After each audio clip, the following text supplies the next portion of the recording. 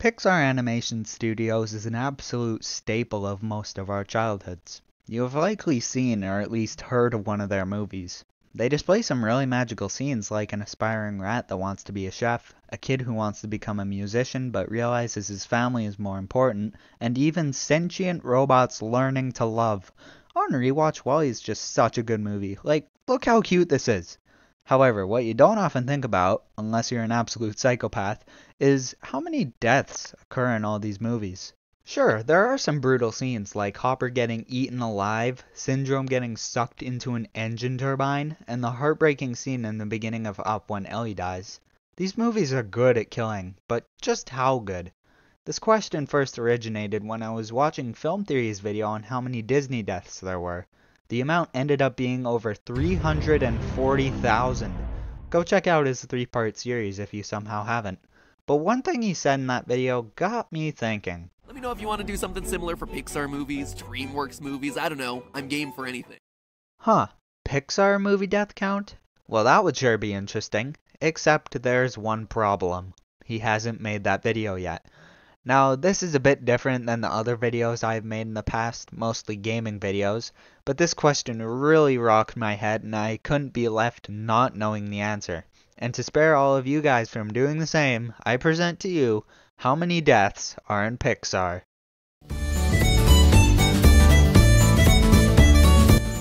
Hello everyone, this is Dill Pixel, and as I've said, today we're going to be finding out how many deaths are in Pixar. Now for this video, I will be taking massive inspiration from Film Theory, but don't worry because this will all be jam-packed into one video. So let's go over some rules. This video will cover all 27 Pixar movies from 1995's Toy Story to the newly released Elemental, so spoilers for that and every other Pixar movie. Now we need to go over what actually counts as a death. First of all, the death must be from a sentient living thing. So for example, most of the robots from WALL-E are gonna count. Second, the death must be in the movie. So for example, Randall goes through a door in which he gets pummeled by a shovel. Wait, that's actually a cool rhyme. Anyways, he gets pummeled by a shovel, but we don't actually see him die. The door is destroyed before we find out anything else, and since we don't see his death, even if he did die, it wouldn't count. So the death has to be in the movie. I may make a few exceptions based on how influential the character is or how much their death is explained by others, like during a flashback or whether they're just talked about. Either way, I'll be putting 2 death totals, one for all the on-screen deaths and one for all the other deaths that may not have been counted. So with all of that said, let's begin. To my utter surprise, 10 out of the 27 movies have 0 casualties, so let's go ahead and eliminate those right now. Toy Story 2, Monsters Inc., Cars, Toy Story 3, remember Lotso didn't die, he was strapped to a dump truck, which I think isn't a bad enough punishment for him, he got off way too easily. Monsters University also has 0 deaths, along with Finding Dory, Cars 3, Toy Story 4, Luca, and Turning Red. That was easy, almost half of the movies are gone. The other low death count movies won't be too hard either, all it takes is a bit of counting. The first ever death to come from Pixar is in Toy Story when Sid blows up a Combat Carl, and since toys are all sentient in this movie, this counts. Sid does do some other awful stuff to toys, but they all seem fine. The Combat Carl is seen to blow up into multiple pieces and isn't seen again for the rest of the movie. Death number 1. From the oldest Toy Story to the newest, Lightyear has 2 deaths. Commander Hawthorne passes away, and the Buzz from the future kills his version of Socks. Although the original Buzz does blow him up, his eyes are seen lighting up in the after credits, meaning he didn't die. Also, Zurg's robots aren't sentient, they're just following orders from him, so they don't count. Speaking of easily forgettable movies, Onward has 1 death. The death of... wait, what's his name? I couldn't find his name, so we'll just say Ian's dad is also a death.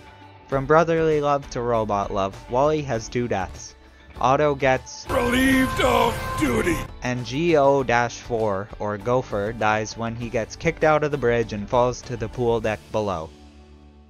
Soul, which is one of my favorite Pixar movies due to how incredibly funny it is, has 2 deaths. Joe's dad is influential enough that I will count it, and Mr. Mittens is accidentally sent to the great beyond by Joe entering his body.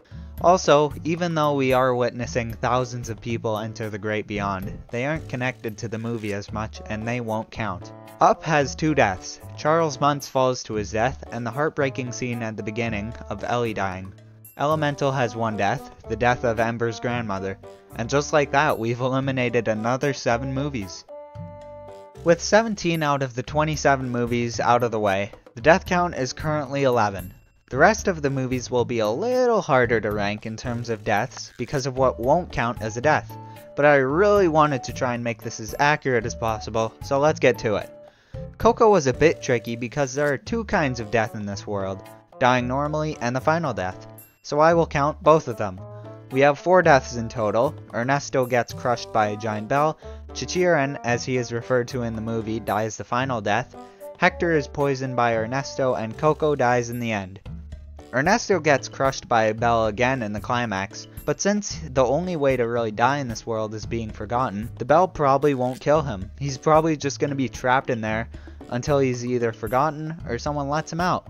Since we don't see either of those happen, I will count this death towards the possible deaths. In A Bug's Life, Harry flies into a light, and yes, Harry is his name. Hopper kills 3 of his men, and then Hopper himself gives us a total of 5 deaths. The Good Dinosaur is 2 things, very forgettable and very deadly, with Arlo's dad dying in a landslide when Arlo lived somehow, as well as 2 velociraptors and 5 pterodactyls. Butch, that overdramatic T-Rex that sounds like he should be narrating a Ford commercial. The first time you step into your brand new 2022 F-150. Also says he killed 3 crocodiles, so we'll add that to the total of possible deaths as well. Ratatouille doesn't have much death other than Gusteau being said to die, and Linguini's mom. I would say Gusteau's death is more influential to the story, so we'll count that. Linguini's mom will go towards the possible deaths. We do see 18 rats in the shop that Remy's dad shows him, but they've been dead for a while, so they won't count. Yikes, the relationship between humans and rats could not be more brutal and loving at the same time. Inside Out is one of those movies you expect to not have a lot of deaths, but is full of death. Of course, Bing Bong dies, and 2 cloud people in Imagination Land get blown away? I'm not sure if they're dead for good, so I'll put them towards the possible death count. But now, the deadliest part of the movie is when Joy uses a ridiculous amount of imaginary boyfriends to tower up, fall, bounce off a trampoline, and catch Sadness. The question is, how many of those boyfriends died? Joy uses an imaginary bag with infinite storage to store them like I store kids in my basement. We need to figure out how many go into the bag. If we measure how many are put in per second at the beginning of that scene, I saw that about 4 boyfriends went in bag per second. When Joy picks up the bag, approximately 20 seconds went by. If we times 4 by approximately 20, we get that 83 boyfriends were used to build that tower, and seeing how Joy is higher up than the giant statue of Riley's family, I feel confident in that number. If we assume that the bottom 3 boyfriends survive, with possible injuries, then that means that 80 people are killed in this one scene. I had a really rough time deciding if these deaths would count or not, and it sent me on a roller coaster of anxiety that made me doubt some of the deaths, so I'll just add them to the possible death count and move on. Cars 2, the movie that I loved as a kid, but as I grew up, it just became more and more of a mess. In the first 10 minutes of this mess, Finn McMissile uses explosive barrels to blow up, at my best count, 20 cars. Add that to the 2 spies that were killed, the car Finn used oil to make him drive into the ocean, the 3 cars he also killed during the end of the first race, the car that drove into a fuel truck, which I can't imagine a mouthful of petrol not killing you, even if you're a car, and the ship Finn freaking exploded. The total we get for Cars 2 is 28. Dog Hudson also dies between Cars 1 and 2, so we'll count this as a possible death. Also, I have to clarify. To be a possible death, the character has to actually die. In the case of Randall again, we don't know if he dies. Dog Hudson does die. The only reason he isn't an actual death is because it isn't in the movie. With Riley's imaginary boyfriends, the reason they are possible deaths is because they're imaginary, and can be cloned at will. Sure, Bing Bong is imaginary too, but he is far more influential, which is why he counts. It's a mix of whether they die, when they die, and their influence. Just had to clear that up so I don't get a bunch of comments saying, why does he count but not him? So, there you go. Moving on to The Incredibles 2, Winston and Evelyn Dever's parents both die, the father in a robbery, and the mother a few months later. Again, the mother counts because she isn't imaginary like those boyfriends. Evelyn explains that she dies, and although she isn't too influential, I decided to still put it in the normal death counter.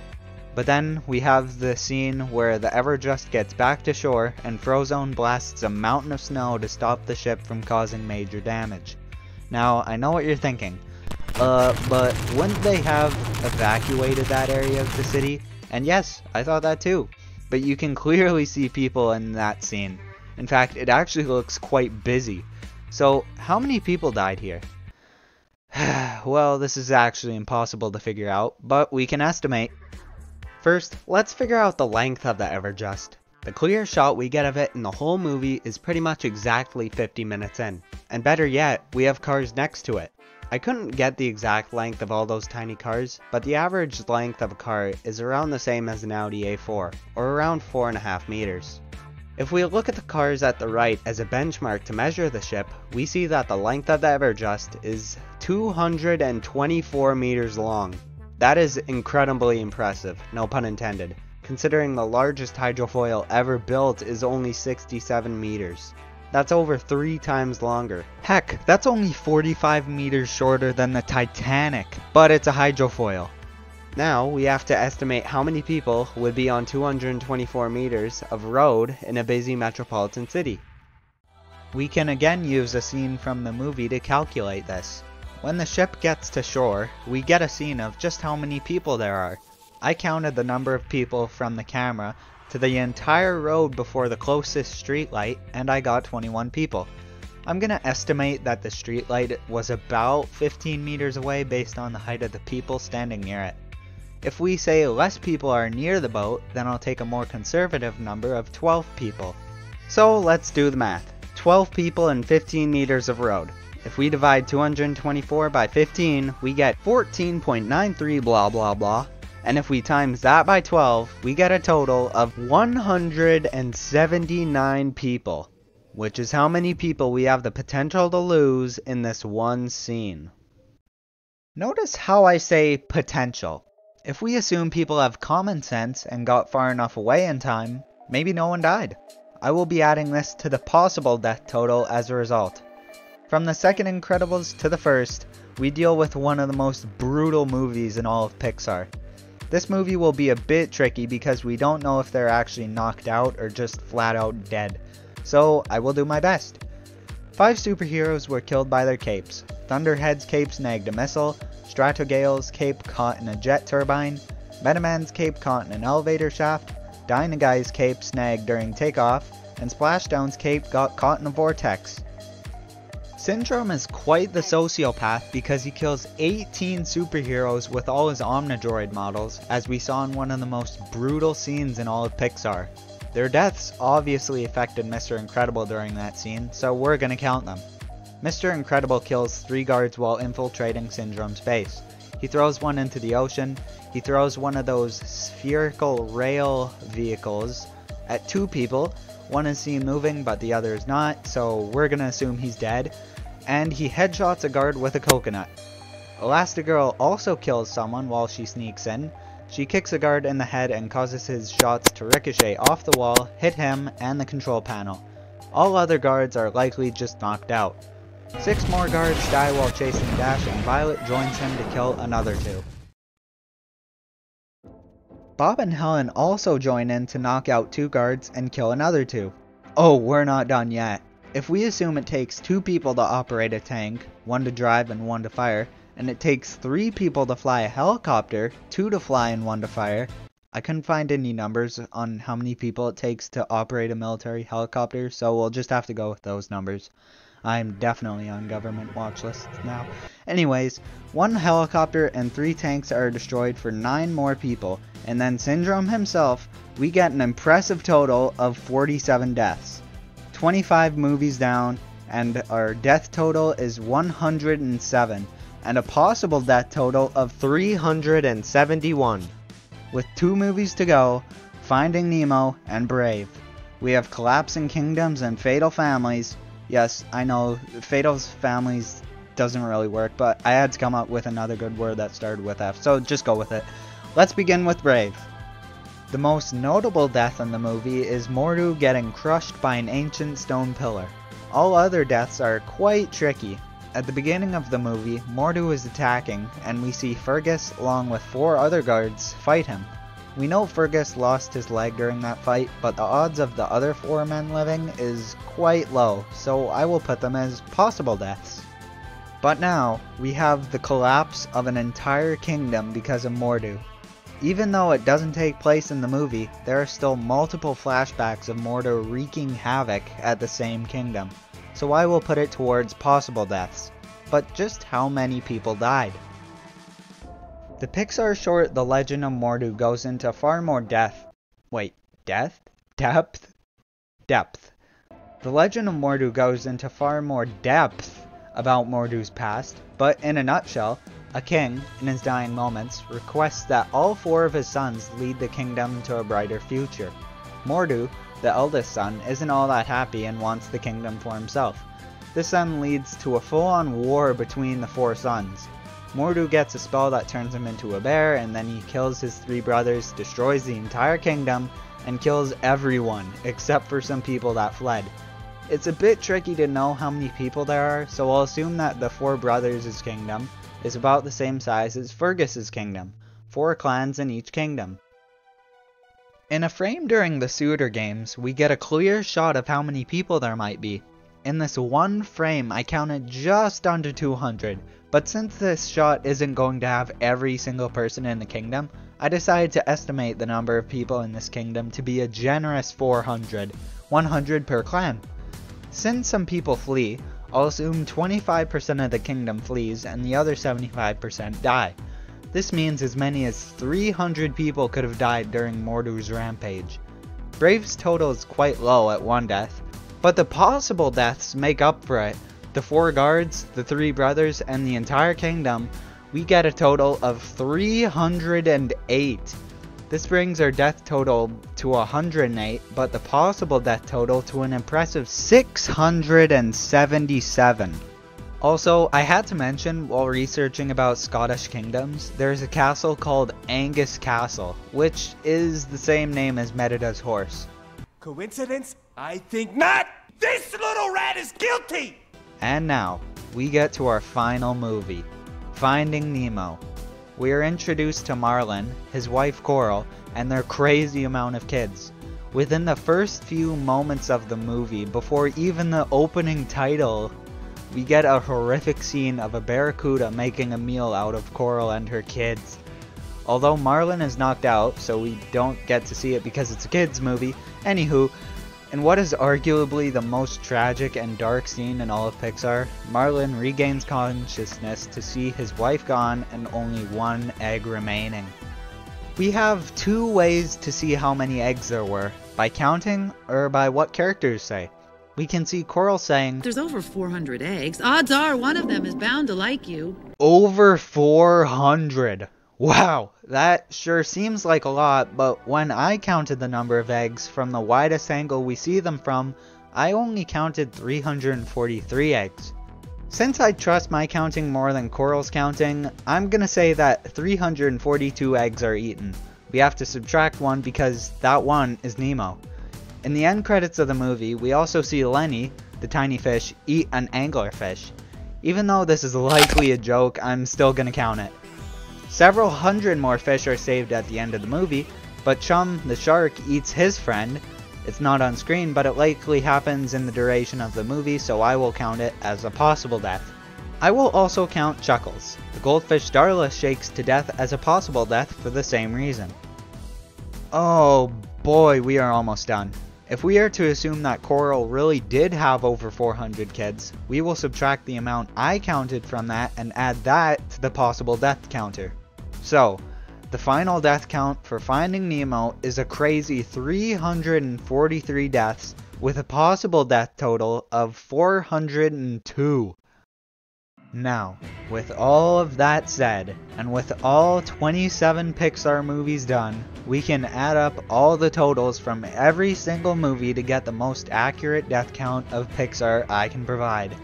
Every single on-screen death in all of Pixar ends up being 451. And the possible death count? Yeah, it's over double that, at a total of 1,079. So, there you have it. Nearly 30 years of Pixar Animation Studios gives you a death count in the quadruple digits.